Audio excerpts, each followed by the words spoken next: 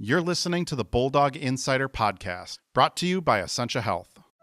It only takes one step, twist, or crunch to know something doesn't feel right. Essentia Health's orthopedic and sports medicine team gets you back to doing what you love with commitment, resilience, intention. We're here to keep you moving forward. Visit essentiahealth.org to learn more about orthopedics and sports medicine, like nowhere else.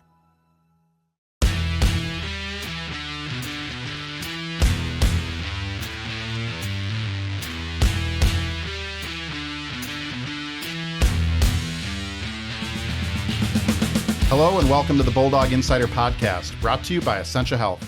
I'm your host, Matt Wellens, the Bulldogs hockey beat reporter at the Duluth News Tribune. And I'm Zach Schneider, the television voice of UMD Hockey on My 9 Sports. This week on the podcast, we have a couple of freshman forwards from the Bulldogs men's hockey team that have gotten off to pretty good starts to their college careers. Welcome to the podcast, Matthew Perkins and Anthony Menghini. Welcome, guys. Thank you. Thanks for having us. Yeah, it's a pleasure. Gino, I didn't butcher your name there, did I? Yeah. I did butcher it. We've been butchering it all. Yeah, Has everyone been butchering it all year in Duluth? Okay, let's... All the TV guys have gotten it right. Yeah. They've gotten it right? Okay, how do I... Our hockey ops manager actually came to me after one of the games and said, have they been pronouncing it wrong on TV? 'Cause my parents have told me. Yeah, it's Menghini. Menghini. Yeah. Okay, so you're not the first one this happens to. We kind of use like whatever... This is we shouldn't use it. We use what Scott Sadlett says. And that sometimes, well, with Anthony, the pronouncer was a bit confusing because G-E-E can be pronounced Gee or G, and so I apologize for your first goal forever being Anthony Menghini with the wrong name. We'll get it right from here on out. Yeah, I appreciate it. Usually moms are really good to correct all of us pretty quick, and we appreciate it. Please correct us when we botch it. Quick bios on both of you. Anthony, you're a Minnesota kid from the 218 here. Grew up in Baxter, right? Yeah. Yeah, people sometimes list you as a Brainerd native, but Baxter. Baxter's home. Yeah. Baxter is home. Yeah. Kind of like Cohasset and Grand Rapids, separate cities here. Baxter, tell us about Baxter. What makes Baxter, let's just throw it, what makes Baxter different than Brainerd? I was going to say what makes it better than Brainerd. A lot of our public schools are in Baxter. They're really similar towns. They're, I guess technically Baxter's like a suburb of Brainerd. But like all our stores are in Brainerd, but Baxter is just a lot of lakes, a lot of more homes than Brainerd. Brainerd's a little more rundown, older. Baxter's kind of new and up and coming, so it's basically a difference between Baxter and Brainerd. So I was right to say Baxter's better, right? Yeah, Baxter's better. All right, there we go. Matthew, you're from just outside Regina, Saskatchewan. How do I say your hometown? Balgonie. How do I say it? Balgonie. Balgonie. Yeah. Okay, I wasn't even going to attempt to say that one. I should be better at all these like Canadian prairie towns. We get a lot of you guys from there. Tell us about Balgonie. What stands out about it? It's a tough one. Great rink. I will say that. Great rink. The high school for I guess the main kind of three small towns around the high school's in Balgonie. So that's kind of what we hold on everybody else. But yeah, small town, good little place. Kind of everybody knows everybody. So one of those towns, and yeah, not too much goes on there. Everything's kind of out of Regina. So you're out in the prairie there on Saskatchewan, right? Am I right to say that prairie town out there? Yeah. Okay. Yeah. Both of you played in the USHL a year ago. Anthony was with the Fargo Force. Matthew, you were with the Youngstown Phantoms. Sorry, I'm going to bring this up. The Phantoms beat the Force in the USHL Clark Cup Final last year. Any bad blood still from that series? Obviously not for you, man. Yeah, no, not for me. But yeah, I know we're teammates and roommates now. You guys didn't have to work out anything beforehand? Just whenever I bring the broom out, it probably scares them a little. Yeah. Did you guys know each other going into that series or all of last season? Or did you just know of each other that you were both going to be at UMD? Yeah, kind of just knew of each other and like kind of talked like throughout the series a little bit. Yeah. And then after the series, we'd met up in Youngstown after we'd actually officially beaten them. Yeah, I met him for the first time. Yeah, I met him for the first time and just talked for a bit. And then, we actually lived together this year. So yeah. Matthew, you were playing for the Humboldt Broncos of the Saskatchewan Junior League, Junior Hockey League before going to the USHL. For you, why'd you make the move from the Saskatchewan League to the USHL? We've seen a couple number of guys come through the Saskathchewan League here at UMD in the past. Yeah, I mean, for me personally, it was kind of just whatever was going to get me ready for coming into here. And I just thought, coming to the USHL, which is obviously one of the highly touted junior leagues, if not the highest touted junior league in the world, I just thought that would be best for me in my development to come obviously play against better players, and just to kind of get a taste also of coming down to the States, which was a first for me last year. So I think that kind of just helped with some comfortability for coming into here this year. So do you talk with UMD? Do they give you advice? Is it a decision that's entirely up to you? How does that work? Yeah, they were awesome for it. They gave me kind of free reign on it. They said, we'll support you in whatever you do. They obviously, gave me a preference and kind of said, this is what we think's better for your development, and this is what we think you'd benefit most from. And obviously took that into consideration. But I think regardless, even if they hadn't really said what they preferred, I think I still would have chose to make that jump to the USHL. What were the big differences that you noticed just in the style of play, coaches, the opponents that you had, travel schedule? What were the big differences between the two leagues? Yeah, last year with it being East-West still in Youngstown, our travel kind of did suck a little bit. I think we actually did have the worst travel in the league is what it is. So that was a little different. You're going a lot further on bus trips there. Fargo was 17 hours at the end of the year. So that was a bit of a hike. But just, pace of play, obviously just the skill up and down the lineups was a lot different than you'd see back in the SJ, and lots of the coaches and everything's more you kind of get on the more serious level where you're at the rink for a couple more hours. You're doing a little more stuff like workouts every day and all that type of stuff. So I think we've heard that before from people from Youngstown. That could be a grind because you're the farthest east in the USHL. Not that you guys are ridiculously close to everything in Fargo, right, Gino? Yeah, there's not much close. We have, I'd say in the West, we're probably the worst travel schedule too. So that 17-hour bus ride you guys had to make between the two cities, huh? Yeah. We did it twice last year because we had to go there for the showcase and then obviously for game 3. Yeah. What do you do to pass the time on a 17-hour bus ride? Lots of sleeping. Yeah, lots of sleep. I think we had an Xbox in the back for on the way to Fargo. So we had I think we had a Chell tourney going and a bunch of that stuff. And then usually just movies. Yeah. We actually played lots of poker on the bus last year. We were big into poker. So that's kind of how we passed all the time. Anthony, you played at Brainerd before going on to play AAA hockey at North Star Christian Academy in Alexandria, right? Yeah. Talk to us about that path, and that's obviously a non-traditional path for a Minnesotan. Yeah, typically Minnesotans like to stay in high school, and after my sophomore year, I went to North Star Christian Academy for my last 2 years of high school. What made me just go there was I wanted to first grow my relationship with Christ, and then great coaches and great hockey, and got to play a few more games in high school. We got to play about 60 games a year, and that instead of in high school you play 30. And I had a few of my friends that I played with previous, they were there and they said they loved it. And so I kind of just reached out to me, and I kind of went on a little visit there, and it was just I really enjoyed it there, and I really couldn't pass up the opportunity to play there. So yeah.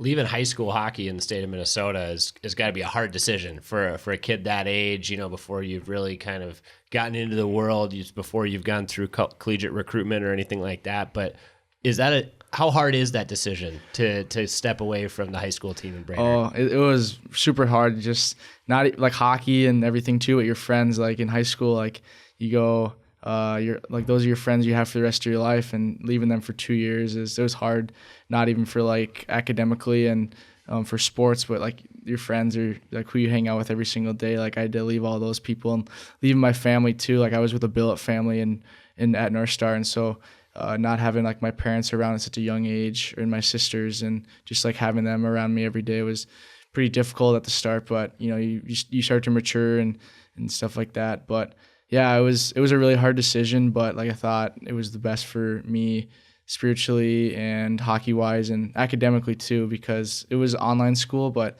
it wasn't the hardest, but I got the job done. You guys both mentioned billet families. You did it at North Star. You both do it when you get to the junior level. Take us through, what is life like living with a billet family? That's something that I think is kind of unique to hockey. Yeah, it's super unique. The billet families are, it's tremendous commitment by them, having a player of our age, from 16 to 20 years old, living in your house and providing them with food and meals. And they've been nothing but the best. I've lived with probably 5 or 6 different billet families, and I've had a great time with each of them. And so just the commitment is the biggest part, and like they really buy in, and they're really really there for you and your support, not for just you and hockey wise, but like there's a family, like you live with them, like you're there with them, eating dinner with them with their family and their kids. So you really become a part of their family, and it's people you don't really ever forget. Like all my billets still reach out and text me and wish me happy birthday or Merry Christmas or Thanksgiving too. So yeah, they're people you don't ever forget and you're really thankful for. Yeah, I got the chance to live with 3 different billet families, and I got incredibly lucky with all of them. They were absolutely amazing. So can't really say anything bad about any of them. It is quite impressive what they do, actually, being able to have somebody just move into their house. And then, I mean, usually all the billets I've had become obviously big fans of the team. So like they've got a new team to cheer for, and then they're obviously, making you meals and doing basically everything. I mean, most of them will clean up for you after a little bit. I mean, guys our age are a little messy, so yeah, they're awesome. And same as him, still in touch with all my billets, and whenever I can, try to get up there and go see him again. So now you guys, even though Anthony, you've been away from home for several years, Matthew, you've been in junior hockey and away from home. It's that part's not new, but now you're on your own. Just like any other freshman at college. And yes, you get some meals at the rink and through the team and when you're on the road and stuff like that. But how's living on your own for the first time been? It's been pretty good, actually. I've always enjoyed cooking. I mean, sometimes it still sucks when you do have to cook for yourself. It's always nice when you can walk downstairs or mom texts you that the food's ready. So that's always awesome. But yeah, no, it hasn't been too bad. We've got a nice little kitchen over at Bluestone, so we've been pretty dialed in. But yeah, it's definitely different. Is Matthew the cook? No, we kind of all cook for ourselves, but every once in a while we'll throw a meal together or something like that.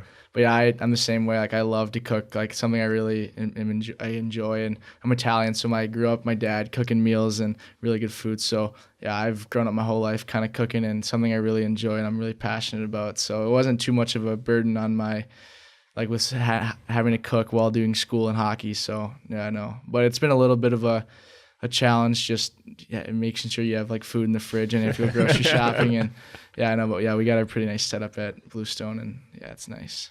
During the pandemic, it was like those freshman classes came in, and that was something that they had all brought up was they were forced to like learn to cook, whether they knew or liked it or not, because the campus cafeterias and stuff like that weren't open. And then we've had some other freshmen come through here and admit that they never developed any cooking skills from the time they were freshmen to seniors. One guy in particular comes to mind. Longtime listeners of the podcast know exactly who we're talking about. His specialty, he once said on here, was microwave pretzels. What are your guys' cooking specialties? Gino, you said you got the Italian background. What's your specialty? Just straight up rice and chicken and rice and bison, just anything with rice and fruit. I love fruit. Guy. Fruit's my favorite food, so I have a fruit with a meal.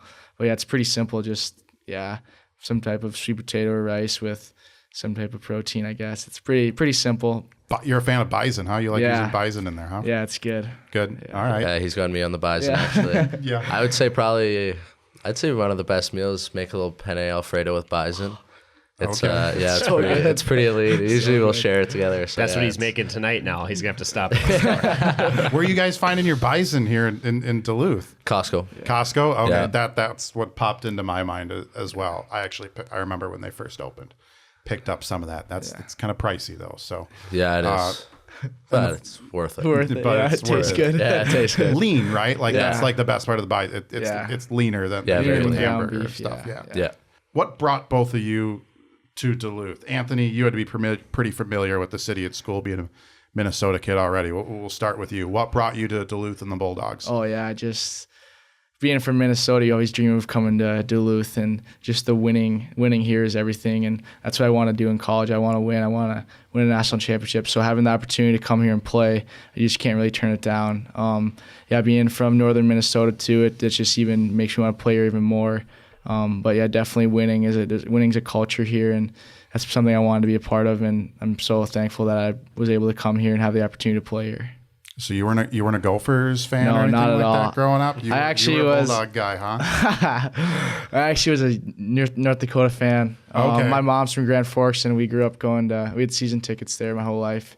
So we all make mistakes when we're yeah. So no, but I'm Bulldog for life now.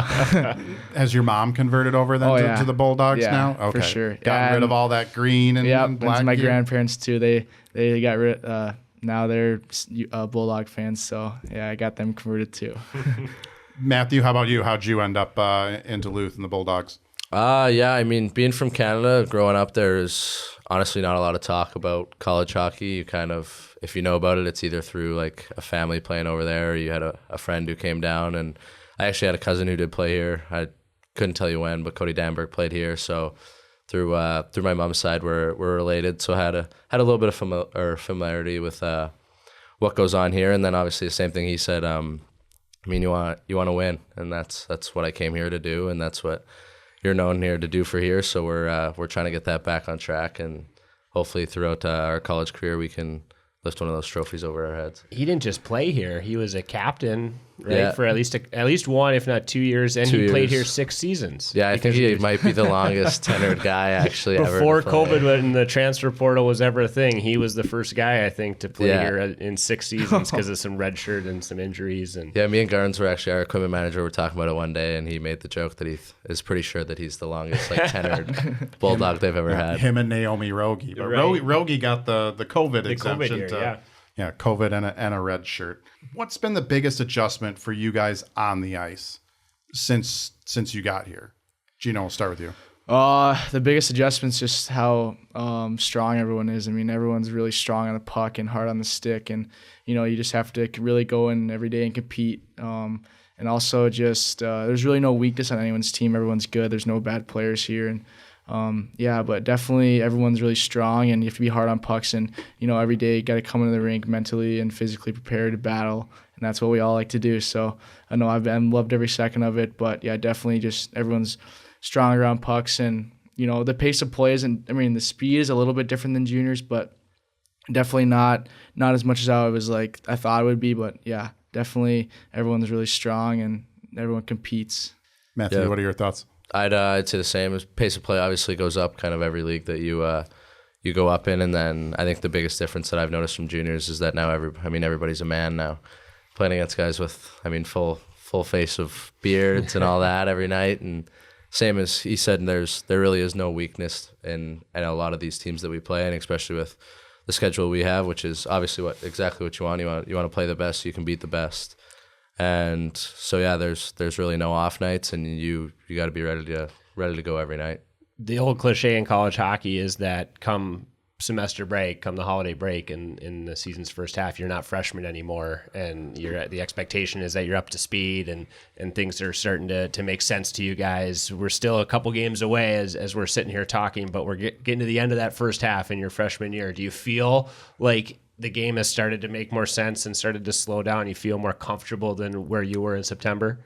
Yeah, definitely. I think, getting to obviously know a new system and stuff is always tough. And obviously the way Sandy likes guys to play is you've always got to come in and learn, obviously, how your coach wants things done and what he likes. And then just obviously getting used to, playing against bigger, stronger guys. It's for a guy like me, I guess, who's a little smaller than him.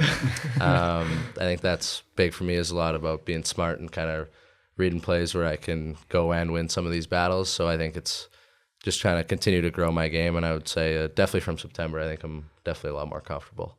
Yeah, same.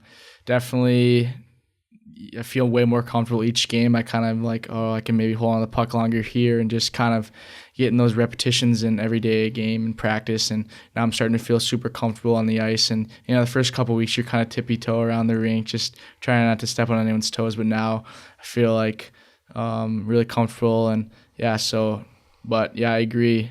Sandy, you got to play his style, and every coach that you play for is a different type of style and different type of game, and so you got to buy into that, and that's what makes teams successful. So I feel each one of us is buying into that system, and yeah, we're going to be successful.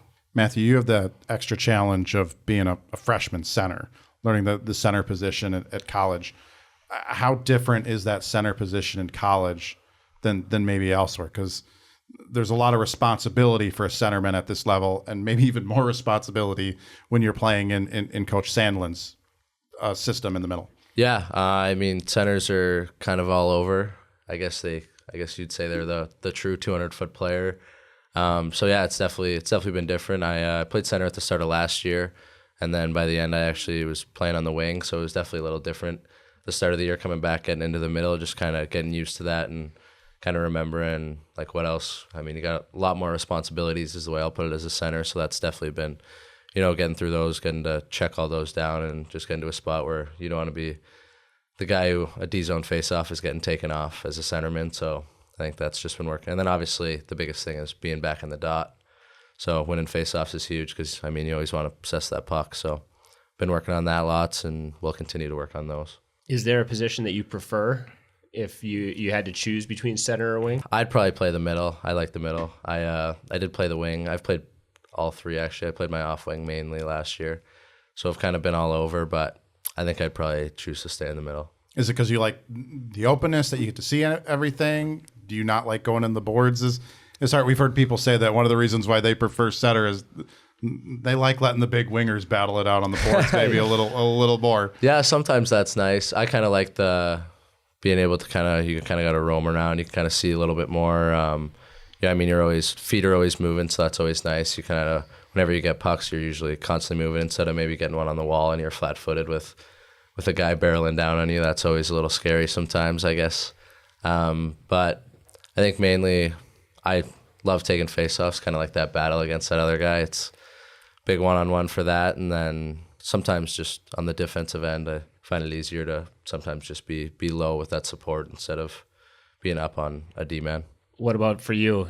What do you like about the wing? I mean, obviously through the first half of the season, we've seen your speed, we've seen your strength. Is that kind of why you like being on the outside? Yeah, I like wing way better than center. You can just go up and down, use your speed, and that's like my biggest asset. So that's why I definitely like the wing better. You can just skate up and down the ice as fast as you can. Yeah, it's pretty a lot less responsibility in the D zone as a winger too, and so that's always kind of nice. So then, but yeah, no, definitely be able to use my speed, my strength and possess pucks is definitely like why I like to be the winger. You're not the biggest guy. Matthew made reference to it a couple questions ago. You're in stature, you're not the biggest guy, but we've seen you, in the shirt and shorts walking around the rink, and you're built like a strong guy. You're not shy about going into board battles, but what workout routine were you doing from the time at North Star through junior to now? Because it's been working.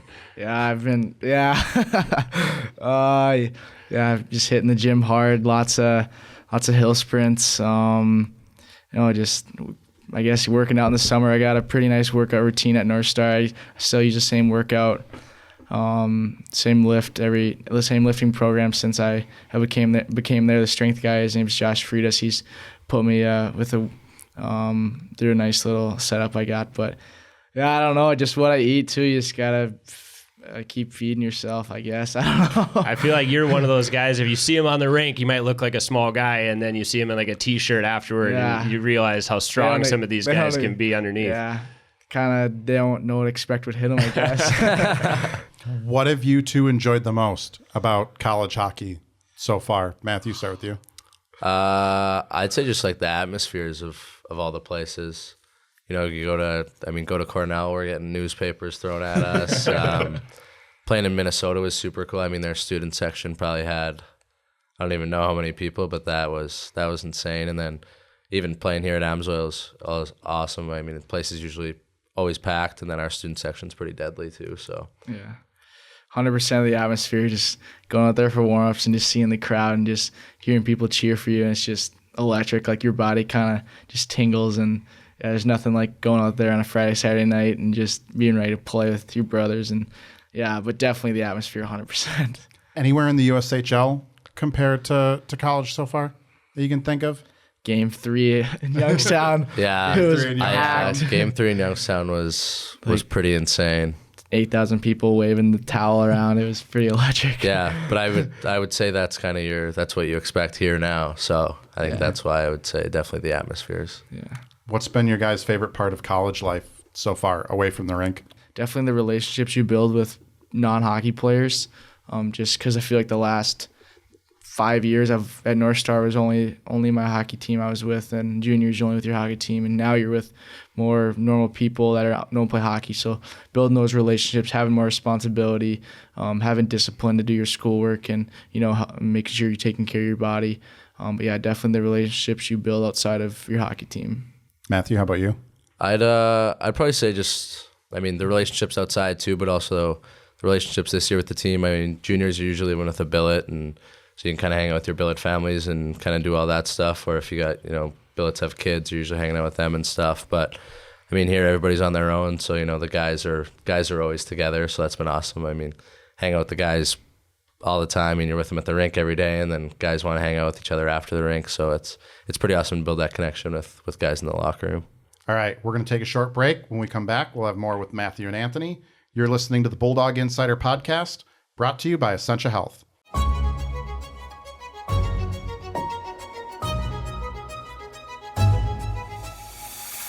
Greetings from Northlandia, a place to bring your curiosity, because here you will find curiosities. Whether it's a look inside the Northern Rail Train Car Inn or an introduction to Duluth's musical roboticist, Robot Rickshaw, we celebrate the region's distinctive people, places, and history. Each week, I'm joined by my fellow reporters who share the unique and fascinating stories that they discover while exploring the Northland. You can find new episodes of the Northlandia podcast on Apple, Spotify, or wherever you get your podcasts. Join us along this journey and discover the extraordinary stories that you just might miss if you're not in the right place at the right time, ready to step off the beaten path with no rush to return, here in Northlandia.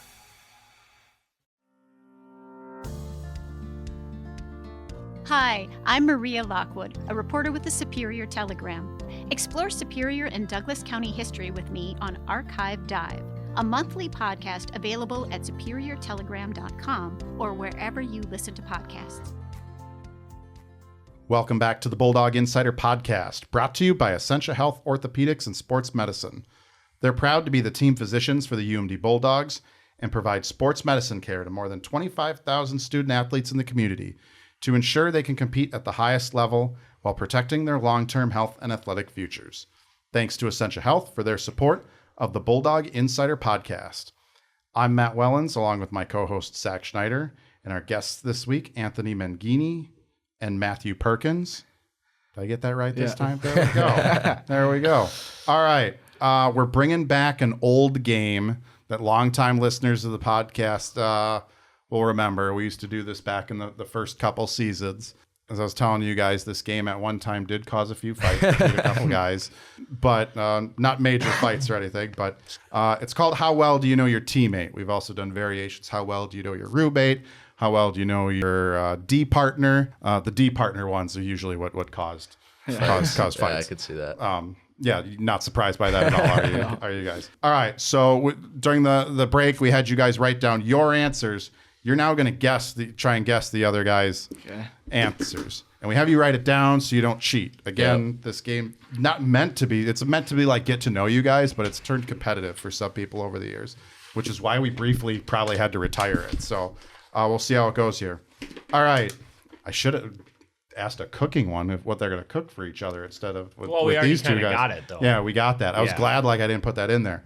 But, okay, first question. The boys are all going out to dinner in Duluth, and your teammate gets to pick the spot. Where is he taking the group? Gino, we'll let you go first. Where's Matthew taking everyone? Where do you think? I think he's going to take them to... Tavern? No. Matthew, where are you taking, guys? Silos. Okay. Yeah, you said coach was paying, so. Coach was paying, so you went, it's like, all right. Silos for sure. Yeah, in true college student athlete fashion, both guys asked us who was picking up the bill. So where would it have been, just out of curiosity, if you had to pay? Yeah. I mean, Doba's pretty close to Bluestone. So Slight difference in quality. Yeah, exactly. Matthew, where's Gino picking? I think he's maybe going somewhere fat. Have to go Bellicio's. No. Cloud9. Cloud9. Yeah. Wow. You can eat. Yeah. Okay. That's a good one. What is your budget option? It's going to be expensive either way, so might as well go all you can eat, so then guys aren't complaining if they're not getting enough portions. So I'd probably stick with Cloud9. There you go. Or some type of all you can eat place. Yep. All right, next one. You have a lengthy road trip coming up to Miami in Oxford, Ohio. Like the Cornell trip, it's one of those you got to do some flying, you got to do some busing. What is your teammate doing to pass all that time? Matthew, you get to start on this one. What's Gino doing? Tough pick. I do kind of want to say he's getting some schoolwork done because he seems to always be doing that, but feel like he's got to put that he's going to be sleeping. Sleeping? I'm not a nap guy. Not a nap guy, huh? Movie and music. Movie and music? Yeah. Do you have like go-to movie or something you watching? My favorite movie's Home Alone, but that's not on Netflix. Just whatever recent undownloaded. Just whatever recent download on Netflix? All right. Gino, what do you think Matthew's doing? He's sleeping for sure. Biggest nap guy on the team. 100%. Yeah, I'll be out cold on the plane and on the bus. I wish I could sleep on planes so bad. That's something I wish I could do. That's one thing I've always been good at. Just can get on the plane and be lights out right away. It's pretty amazing. That's a great skill. You should put that on a resume. Yeah, exactly. That's a great life skill. All right. Your teammate signs an NHL deal and gets the rookie max signing bonus. What are they buying with that bonus money? Gino, you get to start on this one. Gotta buy a car. Gotta buy a car? Yeah. Be buying golf clubs, I think. Be buying golf clubs first. All right. Golf clubs first for sure. Yeah, he's a big golfer. What's Gino buying? I mean, I think he's buying a car for sure. Do you guys both have cars here at college right now? Yeah. What are you driving? We've had some interesting cars brought up on this podcast before. I got a Mazda CX-5. Okay, what year is it? 2023. And you're still buying a new car? What car do you want? Yeah, what car do you want? That's what I A G-Wagon. Okay. So you're using all of that bonus. Oh, then. yeah. Oh, yeah. And some. Yeah. Matthew, what are you driving? I'm driving a Ford Escape. Okay. What year is that? 2020. 2020? Okay, Yeah. so it's still a decent car. Yeah, amazing on gas. So That's why you're gonna splurge on the golf clubs. Yeah, I'll be taking the golf clubs. You gotta Unless I won't spend it all. So you got a set in mind, like a dream set of golf clubs. Yeah, I'd probably be doing the new Titleist T100s. Okay. And then I'd be new driver, new putter. I'd be doing new everything. You a good golfer? Yeah, and I'm not bad. Okay. Yeah, What's your low? Zach's the golfer of this podcast. I played a lot last year in Youngstown. We basically played year round. So we played Kensington all the time last year. I think my low was 73. Oh, that's legitimate. So yeah. Carson Soucy, his claim to fame, and we have not verified this, is that he's a better fast pitch softball player than he is a hockey player. Are you a better hockey player than you are a golfer? Yeah, I'd definitely say I'm a better hockey player than I'm a golfer. What team is your teammate playing as on NHL 24? And for all we know, Matthew's lying over here because he doesn't want anyone to know the actual team that he likes to play on. Gino, we'll let you pick try and guess this one first. I mean, I think got to go all offense, and he's from Canada. I would say the Maple Leafs or Oilers. I'm going to go Maple Leafs. Oh. Or actually, no, he's going to go the Stars. Yeah. That's a very NHL team. There it is. The Dallas Stars. Yeah, I'd be taking the Stars. Yeah. Your favorite NHL team's the Stars? Yeah, growing up was always huge Jamie Benn and Tyler Seguin fan. And then... Is that why you said when you were writing it down that you shouldn't say it? Yeah. To Minnesota fans? Yeah, in some ways. That Just don't like the Dallas Stars at all. How'd they become your favorite NHL team? Because of those two guys? Yeah, it was always those two guys. And then as a kid, I used to love watching the Shark Tank. So I was a big Mark Cuban guy. Okay. And so I became a Mavs fan. And I was like, yeah, let's roll with Dallas. So. Are you also a business major then here too? Yeah. Okay. Yeah. All right. Selling the Mavs for like $3.5 billion now. Bought So them for like quite the investment. you're going to need quite a bonus. And then maybe you can buy Yeah, them. gonna need some talk to some guys about raising that bonus, those Yeah. limits Yeah, on the exactly. next CBA to get involved on that. Matthew, who's Gino playing as? think he's obviously thinking offensive minded. I think he wants McDavid on the game, so he's taking the Oilers. Yeah. Oilers, better in a video game than in real life right now. Yeah, right now at least. Gino, who's your favorite team? I mean, I like to root for the Wild. I'm not like a diehard, but honestly, I'd probably have to go with like the Nashville Predators. I really enjoy watching them. They're my favorite team. Why the Predators? Yeah, they're just fun to watch. I know some people on the team. So Okay. Yeah. That's kind of how I root for teams as well. Oh, sorry. I'm contractually obligated to state that I have to root for the Detroit Red Wings. As part of the marriage. As part of the marriage. That was part of the contract. I have to root for the Red Wings. But I also kind of root for like teams guys at UMD that worked with and played on. So Winnipeg Jets right now because half the Bulldogs have got there. And they're good guys. There's lots of them there. Yeah, and they're good guys that are playing on the Jets. So your teammate is in charge of the locker room tunes. What's the first song or artist he puts on? Gino, you seemed pretty confident that you knew this answer right away. I'll let you go first. Song is Rich Spirit, Kendrick Lamar. Artist, any artist, it'd be Kodak Black. Yeah, that's pretty bang on. Nailed it. Yeah, it's pretty bang on. I think I might have to say Rich Spirit for him too. He's been a big fan of the song ever since I showed it to him. Oh yeah. So no arguments between you guys on music in the apartment at all? No, you're on the same vibe. Yeah, we'll be cooking and have tunes playing, and it's no arguments about what's coming on. All right, you're on a 2-on rush with your teammate. Does he shoot the puck or pass it to you for the shot? Gino, he better be shooting it. You're gonna take Matthew's gonna take the first guess here. Yeah, I think he's shooting it for sure. Yeah, you're shooting it, Gino. Yeah, I think Perkins is passing it. Yeah, I'm sliding that passing. Over. Yeah, you guys are on the same page right there. I'd say if Scott Sandlin and listen to this podcast, I'm pretty sure he does it. Maybe he'd match you up on a line here. Together, you guys seem to be on the same page.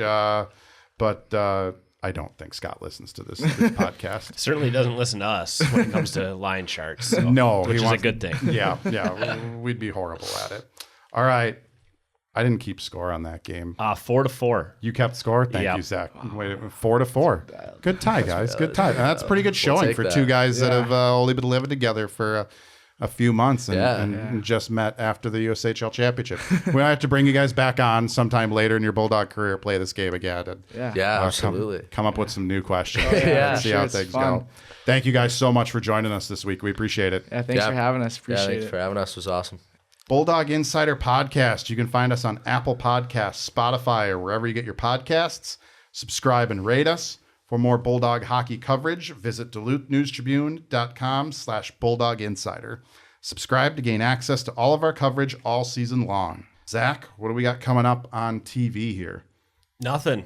No, guys go to Miami this weekend to close out the first half, and we're going to take the weekend off, and we'll see you after the new year. You guys doing the Milwaukee series? Nope. You should come to Milwaukee. I got like 4 weeks off here, Matt. It's going to be great. Spend some time off in Milwaukee. Yeah, I'll see you in January. All right. Thanks to our sponsor, Essentia Health, for their support of the Bulldog Insider Podcast, and thanks to all of you for listening. We'll catch you next week.